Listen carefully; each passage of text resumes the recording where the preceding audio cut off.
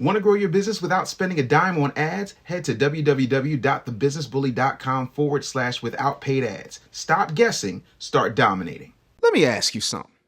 Why is no one talking about the epidemic of female teachers sexually assaulting male students? If it were male teachers assaulting young girls at this rate, there'd be marches in the streets, nonstop media coverage, and every single politician talking about we need to protect our daughters. And as a father of nothing but daughters, rightfully so. But when it's a female teacher accused of grooming and abusing boys,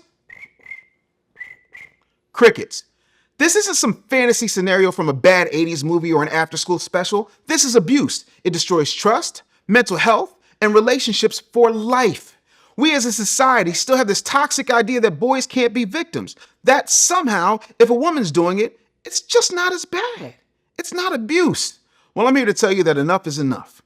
If we're going to protect our kids, that means all kids. Male victims of SA deserve the same outrage, same support, and same justice as everyone. I have absolutely nothing to say on the subject except for the fact that I was a victim and I know how this feels. And until such time as we call out victims, we're going to continue to have a society that does not operate fairly. And then we wonder why we have so many F-boys out here talking about these chicks saying, you know what?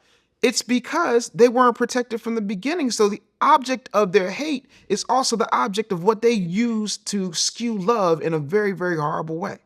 The only way to rectify this problem is with a whole lot of therapy, a whole lot of accountability, and a whole lot of punishment with a whole lot less grandiose understanding of what we think is fun, cute, sexy, or a pat on the back in a locker room.